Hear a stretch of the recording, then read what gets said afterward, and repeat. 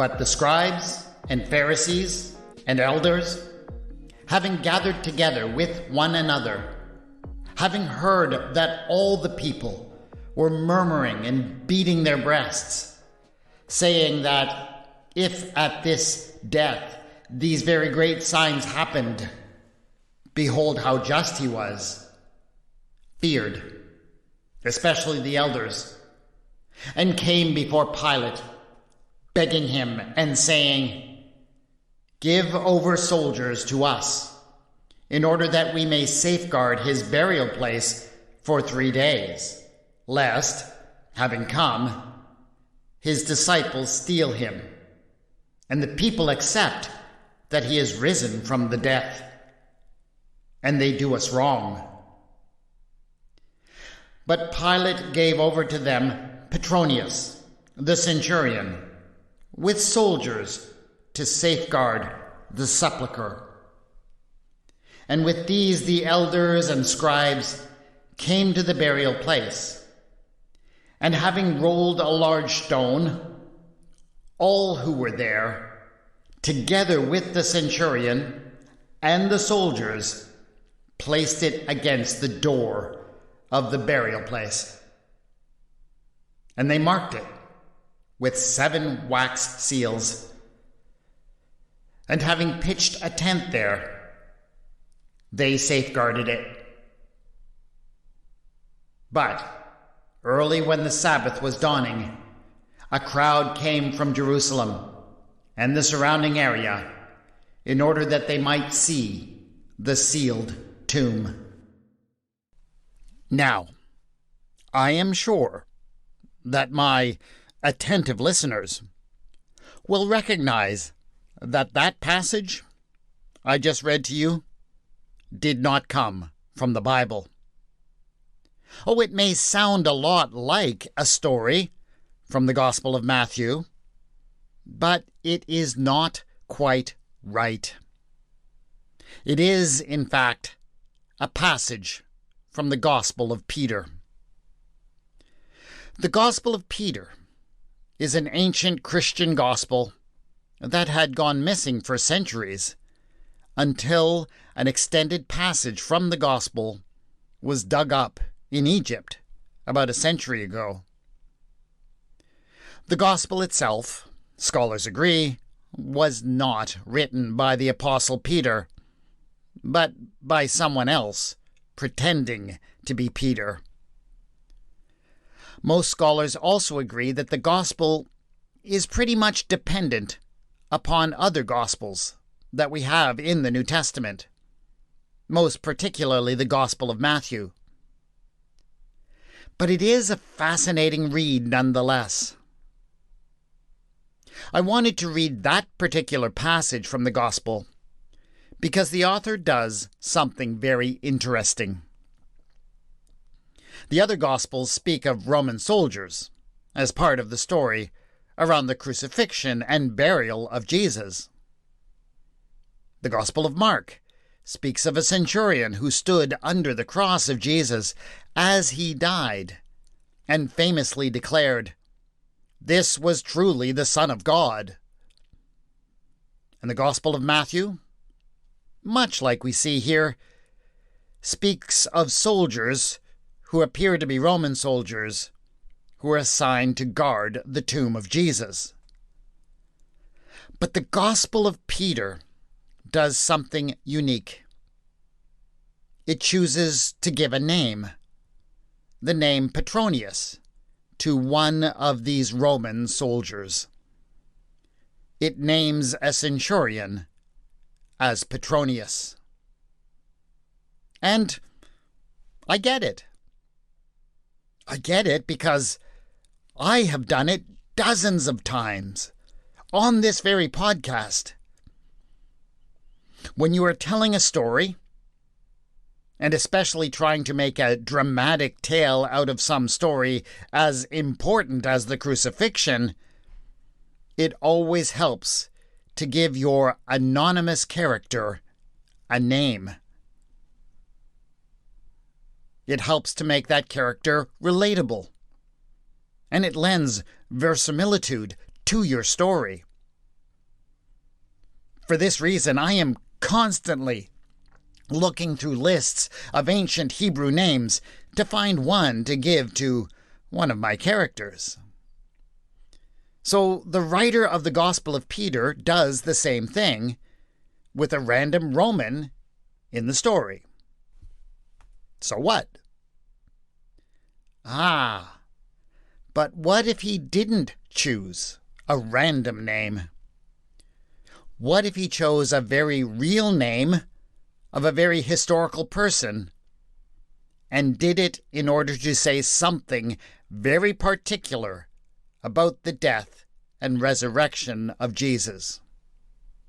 Well, then we should be willing to look at the story of that real historical figure to understand what the gospel writer might be saying. So, what is his story? This is Retelling the Bible.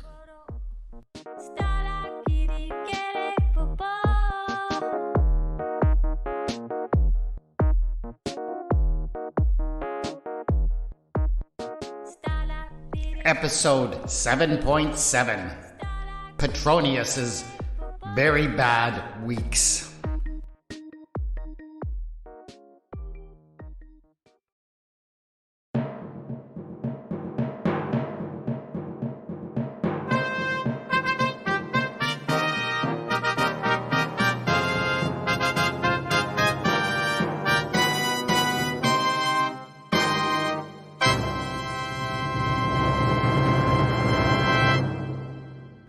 Men of the 3rd Legion, 2nd Cohort, 1st Century, I am your new commanding officer.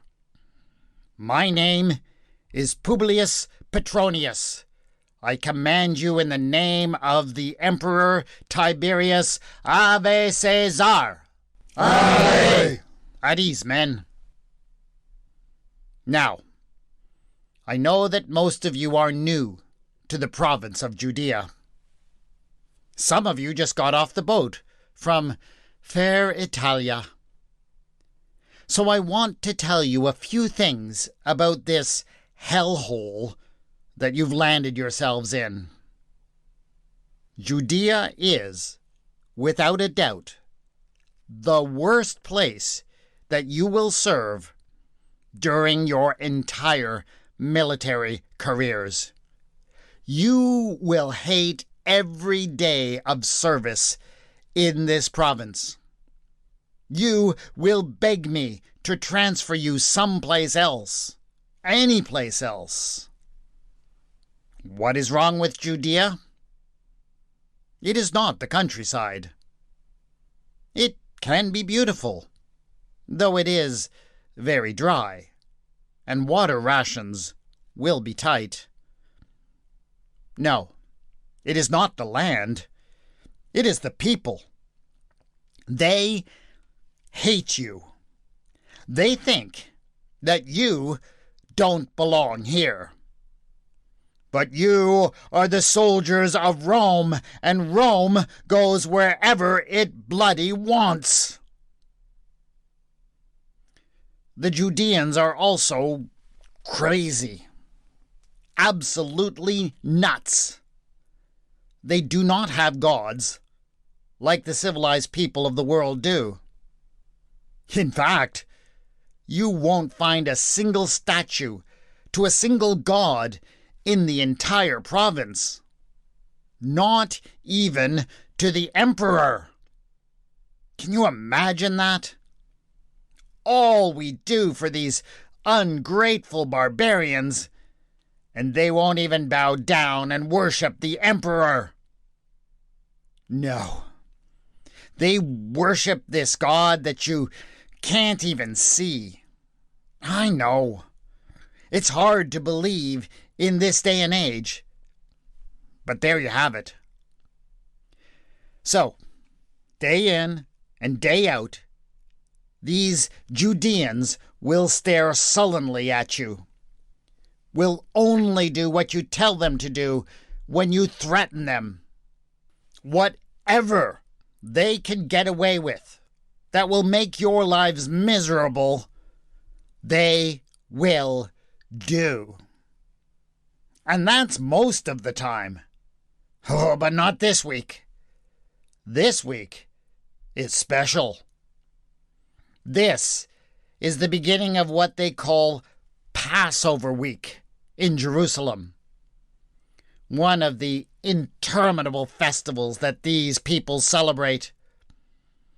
I don't know too much about it, but apparently they say that a long time ago, this invisible god of theirs saved them from being slaves in another country. Where was it, Optio? Oh, that's right. It was in Egypt. Their god said that they didn't have to be slaves in Egypt during a Passover week a long time ago. Set them free, I guess. So, you know what happens every Passover week now? Every bloody Judean in the whole country comes to Jerusalem for the whole week. There are people everywhere, and they spend the whole week talking about how they shouldn't be slaves to Rome either. And when people get talking like that, it doesn't take much for some fool to come along and push them over the edge, to get them talking about how this annoying god of theirs wants them to chase us Romans right out of their land. In short, this city becomes a tinderbox during this week. All it takes is a spark.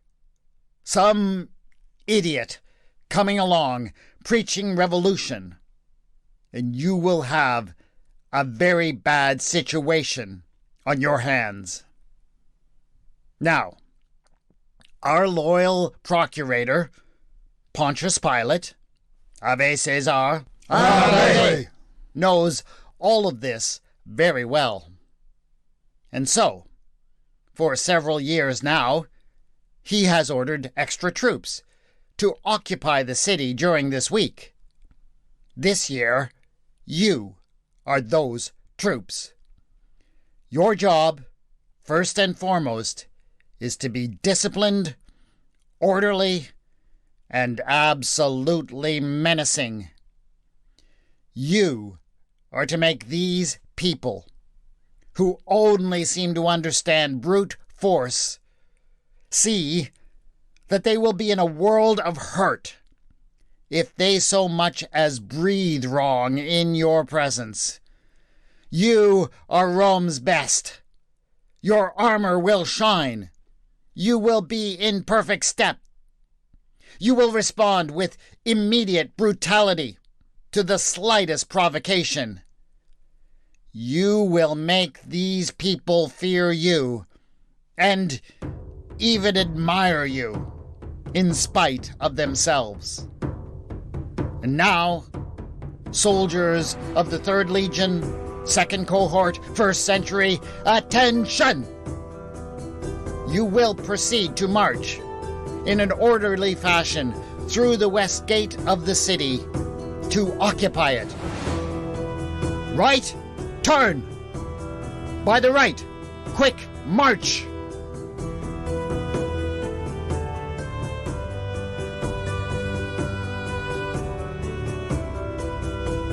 So Petronius led his soldiers through the west gate of Jerusalem. He knew that even if the Jews hated him and his troops, he could make an impression on them. Roman troops on a march past could do that. He was expecting to attract a lot of attention, that the people would come out, if not to cheer exactly, at least to gawk. After all, who can resist a parade? But, as they marched on, Petronius found that the streets of Jerusalem were surprisingly quiet for a city in the middle of a festival. Petronius turned to his optio, his second in command. "Where are all the people?" Petronius asked. The optio didn't say anything.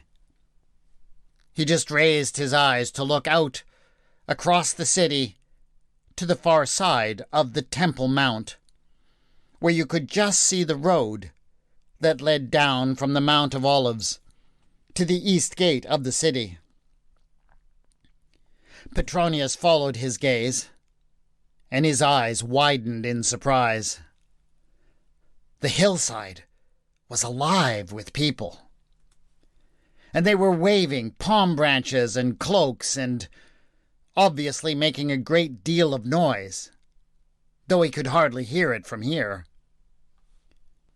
"What the bloody Hades is all that about?" Petronius couldn't stop himself from muttering. Petronius's eyesight was pretty good, and he could just make out what was at the center of the mob. It appeared to be a man. Just one man, riding on a colt. That was it. Imagine that! How could people possibly find one guy on a colt more exciting than an entire century of men in shining helmets, with the brooms on top of them and everything? But clearly they did. Maybe it was the sheer contrast between the two processions. On the one hand, you had the pomp and circumstance of well-trained soldiers, and the unmistakable menace of the sharp spears and swords. On the other, you had a simply dressed man on a beast that no one would ever use in a military attack. The two processions were so different that the man on the colt showed up the military procession for what it was, a display of nothing but the power of violence and greed that had no beauty or hope to it. That was part of it. But, of course, Petronius didn't know that there was also an ancient prophecy, well known among the Jews, that there would be a new kind of king someday who would come to his people riding on a colt, and who would establish a kingdom of peace and of freedom where all the people could live in prosperity instead of all the wealth going to a few. That was the real contrast.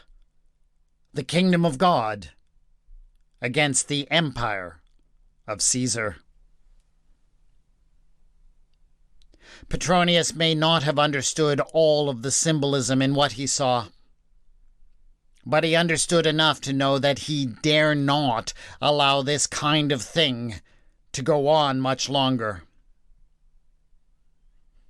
But he was also wise enough to know that it was not the time for a direct confrontation that would only inflame the passions that he could already see at work in the mob. So he sent a runner to the local authorities, the high priest and his council of Pharisees and Sadducees. They were tedious people, but at least they had learned to respect the Romans and what they could do with a legion of armed men.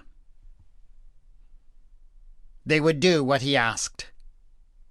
They would find some way to get the mob to calm down before something really bad happened. That having been taken care of, Petronius led his men on until they deployed at the very foot of the Temple Mount. They would not enter the actual temple grounds. That was part of the deal that had been worked out between the governor and the local council. But they would be watching. Their orders were clear. If anyone caused a disturbance in the temple during the Passover festival, they would find that person. They would deal with them swiftly and brutally, as only the Romans could. After a while, some Pharisees came by to report that they had confronted the man on the colt as they were ordered. They said that his name was Jesus, a Galilean, in town for the festival like so many others. They told this Jesus the situation, that he had to tell his followers to be quiet or else there would be trouble. But they didn't know what to say to his reply. "I tell you," he said, "if they keep quiet, the stones will cry out." Ah, thought Petronius, this one is not just your run-of-the-mill preacher. He's a deep thinker, he is. We'll have to keep an eye on this Jesus from Galilee.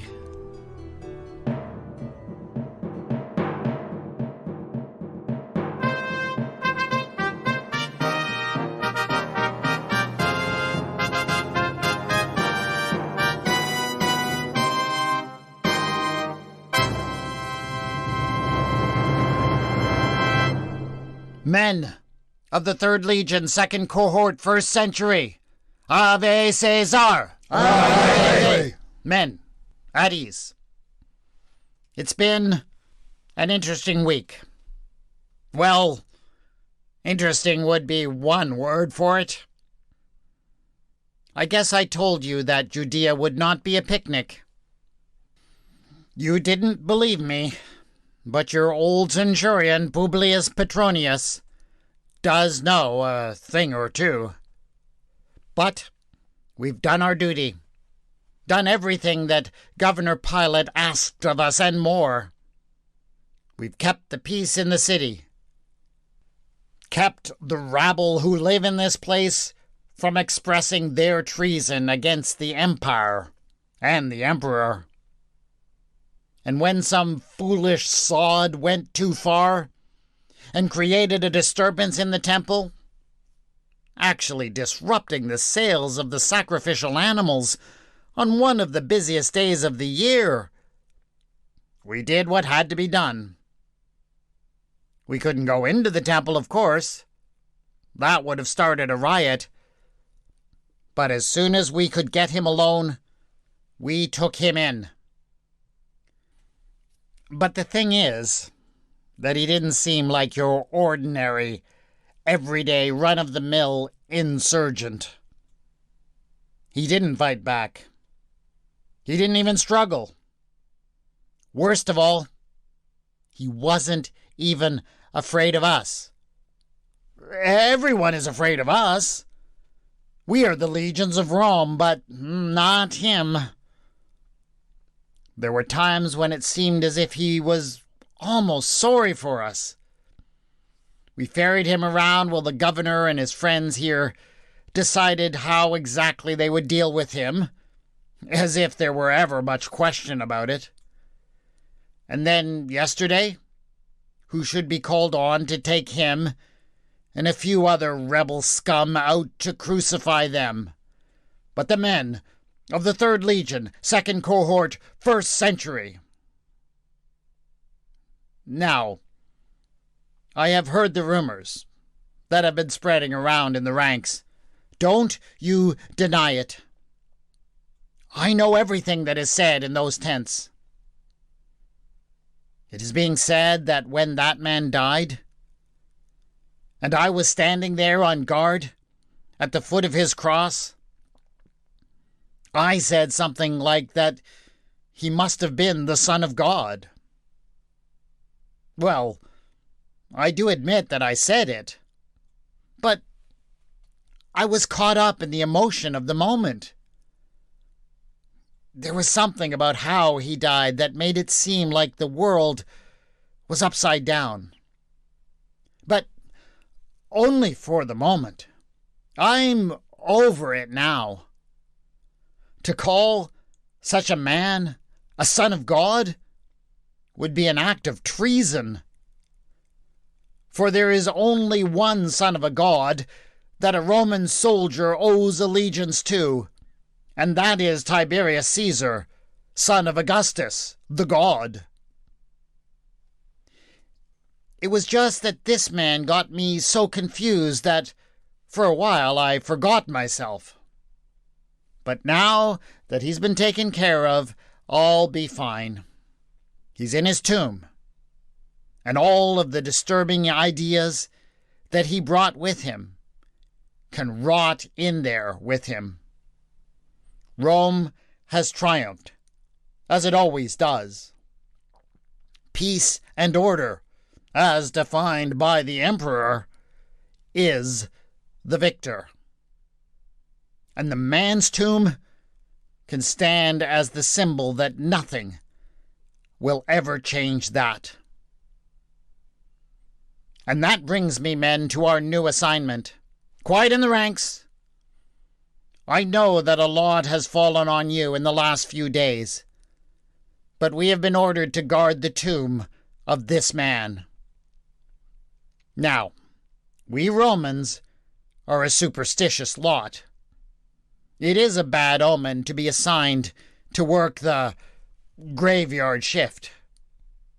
You don't want to be there. I don't want to be there.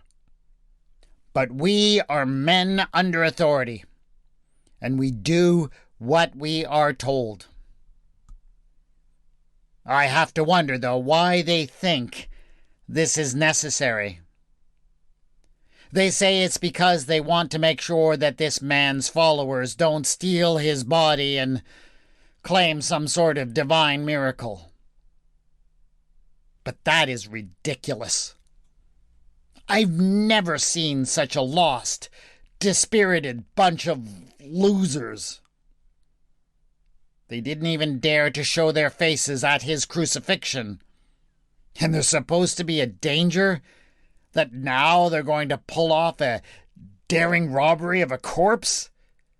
Don't make me laugh. No. There's something else they're afraid of. But it doesn't make sense. Our side is won. Even if it doesn't feel much like a victory. I'll have to think on this. But first, men, we have a duty. The men of the 3rd Legion, 2nd Cohort, 1st Century, will report to the tomb for guard duty. By the right, quick, march!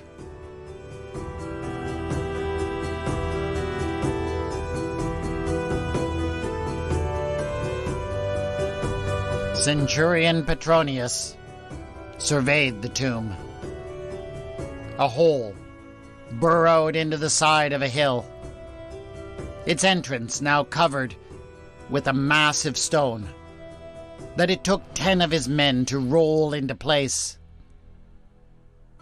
As if that weren't enough, a seal had also been put into place. The seal was only made of wax, of course, and it wouldn't be hard for someone to break it, except for what was embossed upon it. The emblem of Governor Pilate.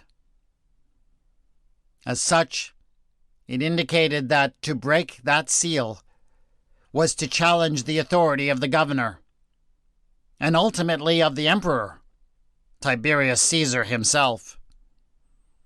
In a sense, it was as if the governor was putting his very reputation on the line just to keep that tomb closed. It was overkill. the stone, the seal, an entire company of crack soldiers, and for a man who was dead. Petronius had been there at the foot of the cross and had no doubt that the man was fully and completely dead. Who sets a guard to keep a dead man in his tomb? It couldn't be because they were afraid his disciples would steal the body. That was just a pretext. They must be afraid of something else. They had beaten this Jesus completely and utterly. He came along and said that things could be different, that outcasts could belong, that grace and love were more powerful than guilt and fear, that the meek, rather than the strong, would inherit the earth.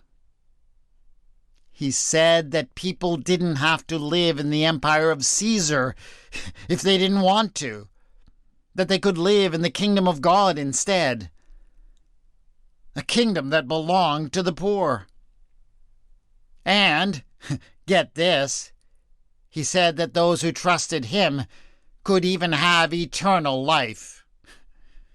You know, crazy stuff.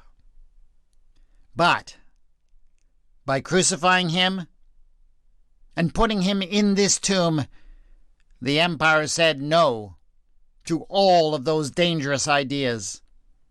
It reasserted its authority. The stone and seal on the entrance were like the lid on a can of worms. They were the cork in the genie's bottle, the twist tie on the cat in the bag.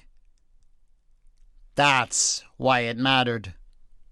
That's why Petronius's troops were there. And Petronius understood that.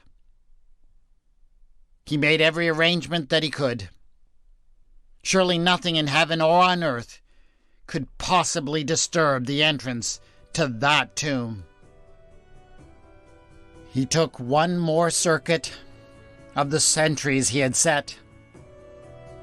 Everyone was awake and alert, and so, exhausted after a very long week, Petronius threw himself to the ground to catch a few minutes of sleep before the sun rose.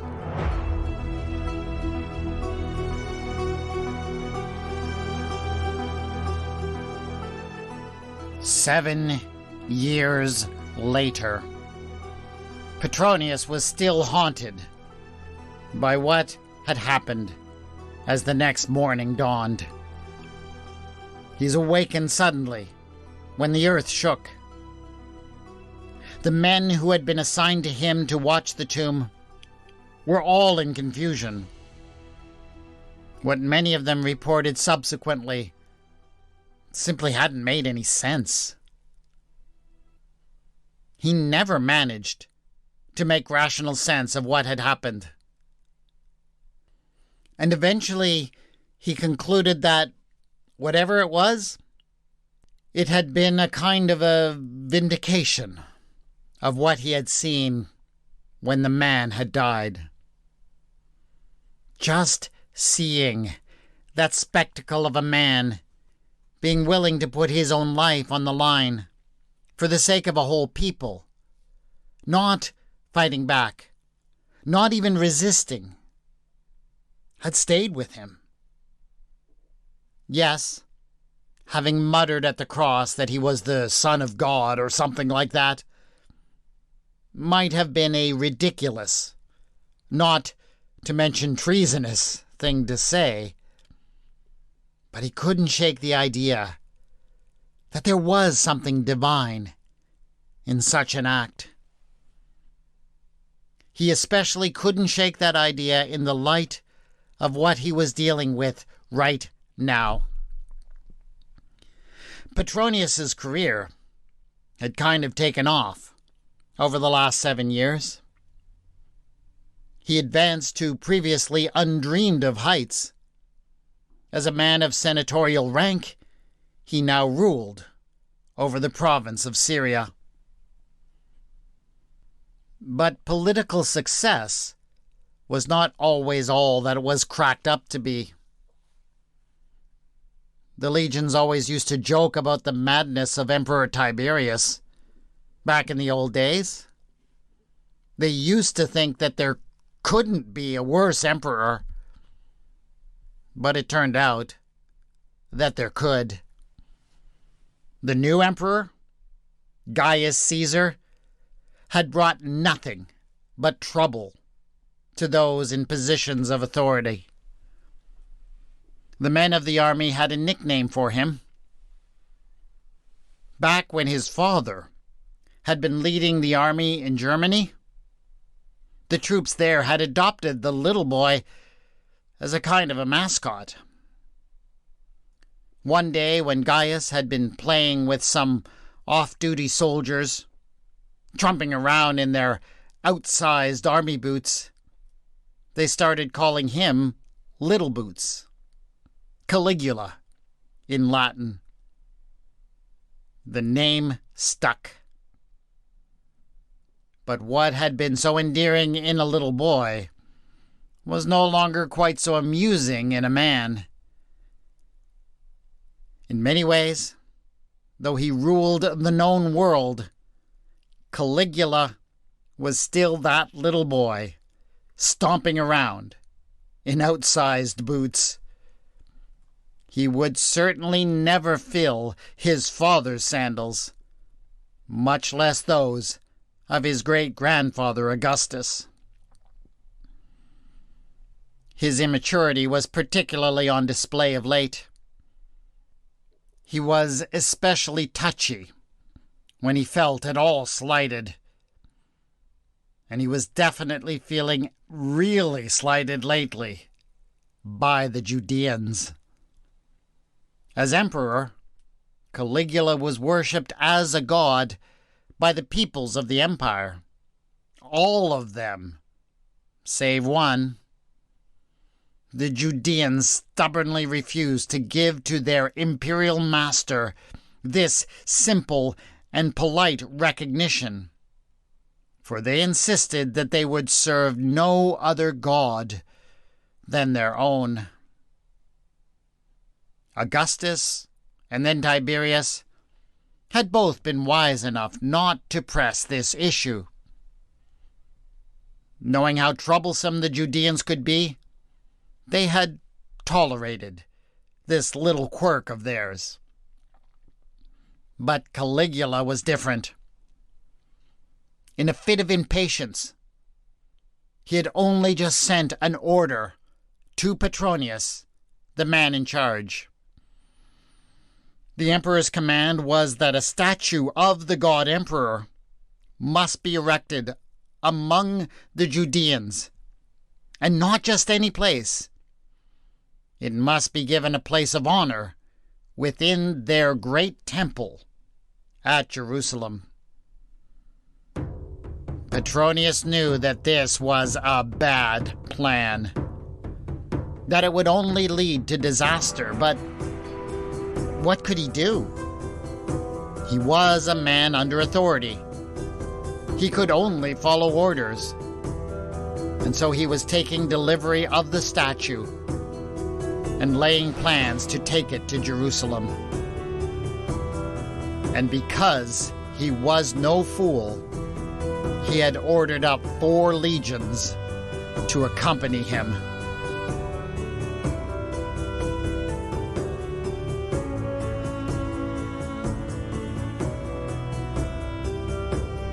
But the Judeans heard about what was going on, and they came out in overwhelming numbers all the way to where he was in Phoenicia to protest.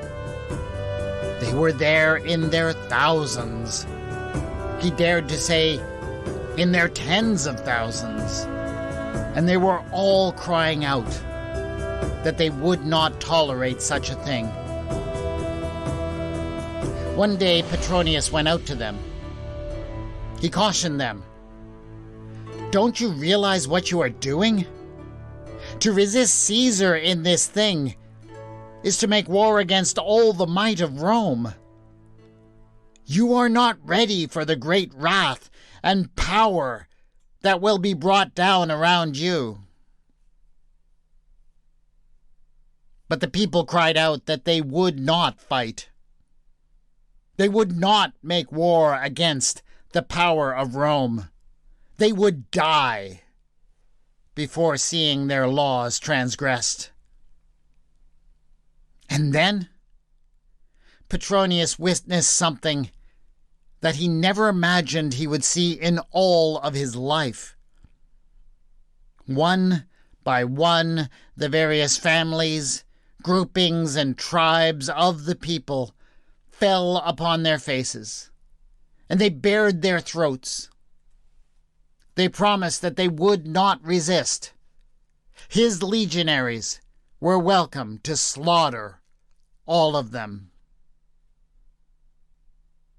The very sight of such a thing moved Petronius deeply. He didn't understand it. How could anybody act in such a way, valuing the traditions of their people more than their own lives? But he could not help but make a connection between what he was seeing and something he had seen almost a decade before. He realized that there was a power, a divine power, in people who do such things.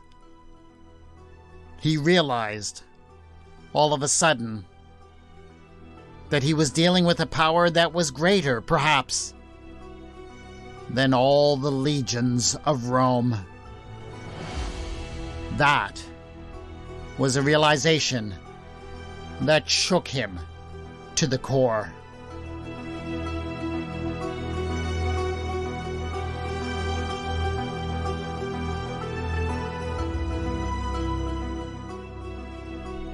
When Petronius wrote his letter to Caligula, he knew exactly what the result would be.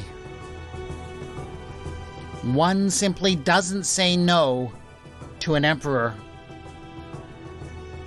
But Petronius hadn't felt as if he had any choice. Yes, he was a man under authority. He was a man who existed only to follow the orders that he was given. But in the last few years, he had seen extraordinary demonstrations that had convinced him that there must exist a power more potent than that of Rome. He knew that he could not carry through with what he had been ordered. He respectfully told Caligula that what the God Emperor had ordered could not be done. As he signed the letter, he knew that he was signing his own death warrant. If he was lucky, he might be summoned back to Rome to face judgment. If fortune favored him, he would be given an opportunity to bid goodbye to his family and the people that he loved. That was about the best he could hope for. The outcome was assured. There was no way that Caesar would leave him alive after this. And so the letter was entrusted to a courier and sent off on the long journey to Rome.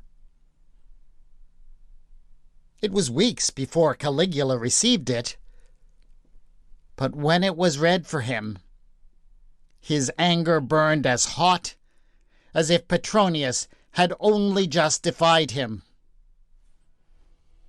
Caligula immediately dictated a letter back.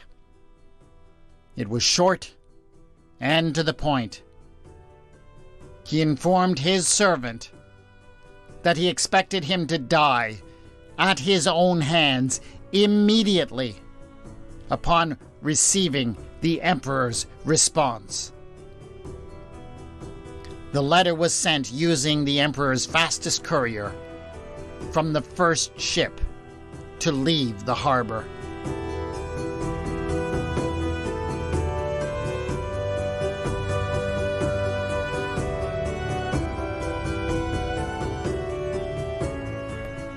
In January of the 4th year of the rule of Gaius Caesar, during the consulship of Gaius Caesar and Gnaeus Sentius Saturninus, several soldiers from the Praetorian Guard stormed into the imperial palace.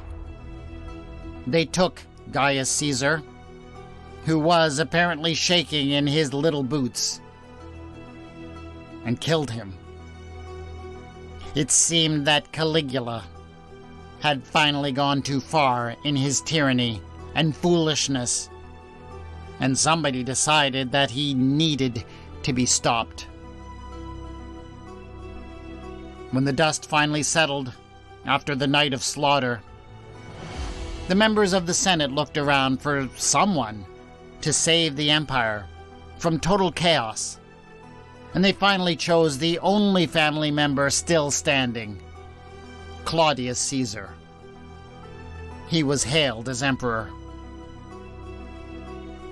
The news that Caligula was finally dead spread quickly. It was welcomed by many, but no one welcomed the news with more relief than a man named Publius Petronius in the far-off province of Syria. This big news, this world-changing news, somehow found a way to get to him first, before the letter sent to him from Caligula's own hand, ordering him to commit suicide. Was it just a chance that the one message came to him before the other? Was it merely a matter of fortune that the events in Rome somehow gave him the freedom to follow his own conscience concerning the events in Jerusalem? I don't think you will ever convince Petronius of anything other than the truth that he had been vindicated for doing what was right, much like another man he had once admired, as he stood beneath his cross.